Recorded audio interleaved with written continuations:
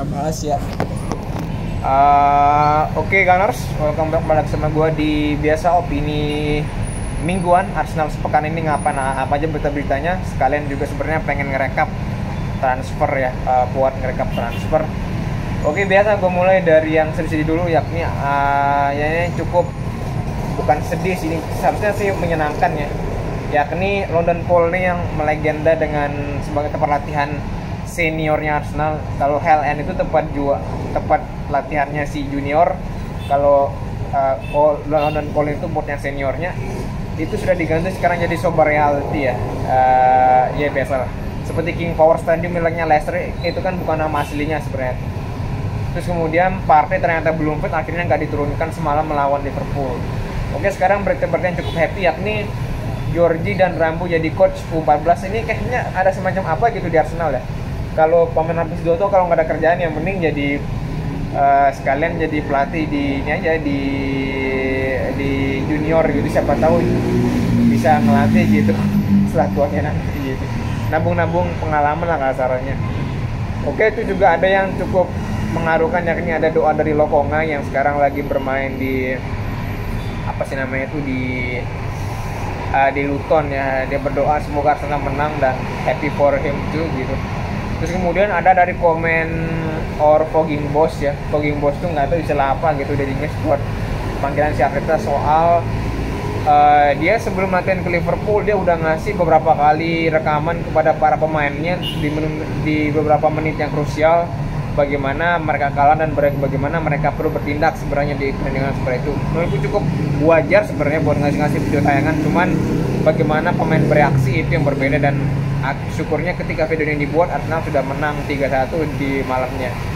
Terus kemudian ada komentar dari Our Super Mick ya, soal kenapa dia tidak membeli striker. Ya pastinya aku juga sebenarnya selalu di antara fans yang cukup mengkritik ya, kenapa tidak membeli striker dulu di musim panas, kalau nggak mungkin minjem striker loan lah yang kualitasnya bisa diandalkan buat bola-bola udara. Dia bilang sesimpel kita tidak butuh pemain yang bisa menggolkan satu pemain yang bisa menggolkan 40 gol dalam semusim, tapi kita butuh pemain yang bisa kita butuh banyak pemain yang bisa menggolkan di beberapa momen. Ya oke lah, every coach bisa membela timnya masing-masing dan itu wajar banget. Mungkin kalau lu jadi Arteta lu bakal bela tim lu kayak gitu walaupun sebenarnya lu juga ngeluh, gue juga pengen sebenarnya striker cuman gak ada duit gitu aja. Terus kemudian ya, sebelum ke gosip gue pengen bahas seputar dikit soal sebenarnya yang cukup mengecewakan adalah di banyak klub Liga Top Eropa, mungkin kecuali Munchen sama si Tottenham ya, itu nggak banyak mengadakan pemain-pemain yang ya bisa dibilang at least bagus atau tier 2 lah, itu nggak banyak ya, sehingga cukup dingin. Cuma so far kalau pengen sebenarnya Arsenal ada total hampir 10 pemain keluar, cuman 7 diantaranya itu adalah di permanen, dan itu pun dari akademi, sisanya itu lebih di loan. 4 atau 3 yang di loan itu lah. Yang paling kuingat itu sebenarnya si Lini Sousa ya, satu backnya, sama Alex Runarsson, salah satu kiper cadangan yang dibeli, cuma akhirnya itu permainan semua itu. Yang satu ke Copenhagen, yang satu jadi di Aston Villa. Oke, kemudian balik lagi soal ada ini polanya mirip seperti Declan Rice di musim lalu ya, bagaimana setelah musim dingin 2023 itu benar-benar Arsenal tuh benar-benar sering dikasih banyak rumor bahwa yang pengen benar-benar didatengin atau diincar oleh Arsenal adalah Declan Rice. Dan benar, itu Declan Rice akhirnya dibela-belain sampai di bulan Juli, sepanjang bulan Juli itu benar-benar Declan Rice yang diincar. Dan kemudian berlanjut sepertinya di tahun ini setelah Liga Inggris, setelah winter yang paling santer diberitakan itulah Osimhen dan Zubimendi, dan total harga keduanya itu adalah 180. Asumsi Arsenal menembus harganya si klausul si Osimhen, tapi kalau misalkan nggak ditebus cuma bisa membayar mendekati klausul, mungkin bisa lebih murah lah. Tapi total hampir 180 juta euro ya, bukan pounds. Menurut GameSpot dan Mirror, sekali lagi dua pemain yang bakal diincar Arsenal. Nah, for me it's okay lah, dua itu yang cocok. Cuma jangan lupa juga fullback lah gitu. Kalau nggak minimal tarik Tierney lah kalau misalkan nanti nggak ada opsi gitu, opsi cadangan. Terus kemudian Arsenal sebenarnya bisa meminjam kalau nggak membeli murah si Callum Wilson, cuman si Fabrizio menurut Fabrizio Romano Newcastle nggak mau, tapi mereka butuh sebagai sub oke lah. Terus kemudian ada rumor striker, sebenarnya menurut Give Me Sport sebenarnya rumor striker yang bakal datang itu nggak bakal ada. Arsenal lebih bakal fokus ke fullback, cuman karena tiada yang cocok. Nah ini gue bingung nih, nggak ada cocok dari segi harga atau dari segi permainan. Soalnya kalau ngomong ready, banyak loh yang ready sebenarnya. Ya mungkin nggak bagus lah, cuma ready buat sekedar pelapis lah. Kayak misalkan siapa itu si pemainnya, si siapa namanya, si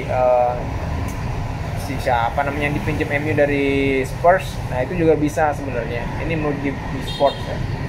Terus menurut Chris Wheatley salah satu ya yang satu yang cukup kawakan lah soal Arsenal, berita Arsenal. Cedric menarik minat banyak dari klub Turki, cuman kayaknya Turki masih belum full minat ya. Kalau full minat pasti dibeli lah, karena Arsenal paling cuma minta berapa juta sih, kurang dari 10 juta lah. Terus kemudian Mitoma diminati oleh Arsenal menurut VKS ya.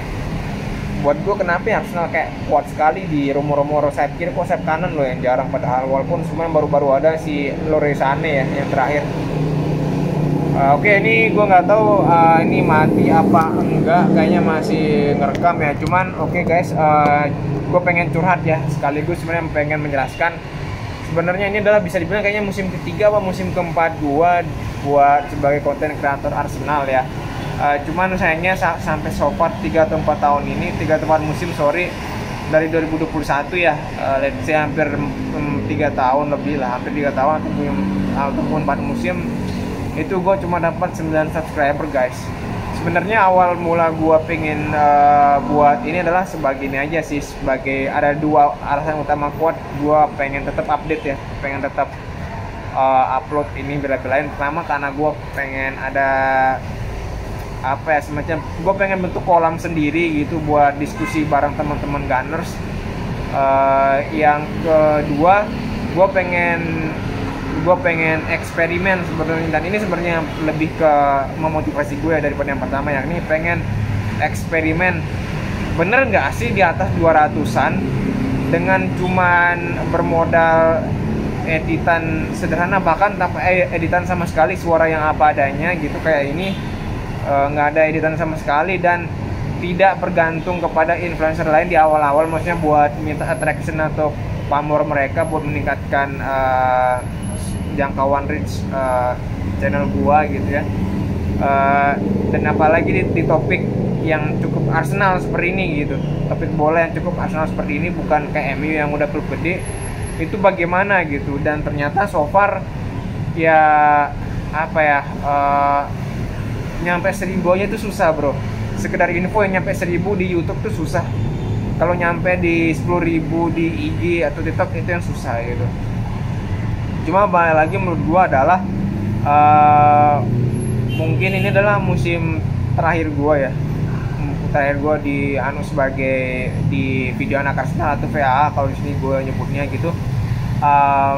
Di musim terakhir, tapi gua tetap bakal upload, tapi kayaknya mulai dari minggu ini, minggu ke-2 Februari gua nggak akan posting kecuali yang liga-liga match, Liga Champion, Liga Kejuaraan, Piala, Liga Champion bakal gue posting preview maupun karena itu nggak terlalu banyak, sama mungkin apa namanya yang sama big match ya. Cuma sekali lagi, terlepas dari Arsenal juara apa nggak juara di musim ini, gue tetap posting karena salah satu ramalan yang timbul yang ada di 2017 menurut salah satu peramal itu Arsenal bakal juara di tahun keempatnya. Sebenarnya dia bilangnya sih ada yang bilang tuh tahun kemarin, cuma ternyata belum. Sepertinya yang dimaksud tahun kemarin itu adalah tahun fullnya ya, bukan, karena kalau di Arsenal kalau dihitung menurut ramalan tersebut itu gue nggak tahu kalian tahu apa enggak, ramalan di Facebook yang bilang Arsenal di tahun pertamanya itu dapat 2 piala Ciki, terus di tahun keempatnya baru juara Liga Champions dan Liga Inggris, dan ini adalah tahun musim dimana Arsenal itu masuk Liga Champions dan jadi pesaing juara. Apakah itu benar gue nggak tahu, yang pasti gue tetap posting di Liga Big Match, di Liga Champion, sama let's say di 4-5 match terakhir Liga Inggris lah gue bakal ada posting. Cuman setelah itu gue nggak banyak postingnya karena emang gue juga ada kesibukan lain bro. Gue juga lagi magang, sekali lagi nyari kerja, cuma juga ada project-project lain, maksudnya project-project terkait tugas-tugas dari bootcamp khusus buat ningkatin skill gue biar bisa diterima kerja, karena nyari kerja di apa namanya di zaman sekarang itu bukan susah, cuman emang sangat menantang dan banyak strategi, sehingga perlu banyak taktik dan lain-lain. Dan di situ gue lagi menyiapkan banyak amunisi, sehingga kalau emang ini tidak menjadi prioritas lagi, at least gue punya waktu lah, space, walaupun itu cuma sekitar seminggu 2 minggu, jam 2 jam untuk sekitar per minggu, itu gue lebih punya space lah buat ngelakuin hal yang lain, hal yang buat gue bisa prioritas buat diri gue sendiri gitu. Dan setelah setelah mungkin selesai di bulan Juni ini, gue nggak tahu bakal diapakan nih channel. Kayaknya sih lebih ke urusan pribadi ya, yang agak lebih random, sebenarnya lebih ke kayak ya channel random buat kepentingan pribadi. Walaupun sebenarnya juga gue ada kepikiran sih buat review film, walaupun tahu sendiri review film tuh lebih agak susah naiknya, kecuali lu bikin ringkasan film mungkin agak lebih cepat gitu. Tapi so far gue sebenarnya pengen berhenti dari Januari, cuman gue bilang kayaknya ada kemungkinan Arsenal nih bakal juara musim ini, dan gue bisa menutup terakhir jadi YouTuber Arsenal sekalian Arsenal juara. Gue sih berharap, cuman ya mungkin Arsenal tetap bakal jadi kontender doang di posisi 3 kalau nggak 2. Mungkin itu aja dari gue, Gunners. Sorry banget sejauh ini gue cuma banyak menghabiskan waktu, tapi cuma dapat 9 subscriber, dan yang nonton pun rata-rata kurang dari 10 orang. Dan walaupun beberapa bulan terakhir itu udah di atas 20 kali nonton semua. Ingat lo 20 kali itu aja gue udah syukur lo. Mungkin lo yang nonton mungkin udah stres kali kalau misalkan jadi gua gitu. Oke, sekian, see you in the next video.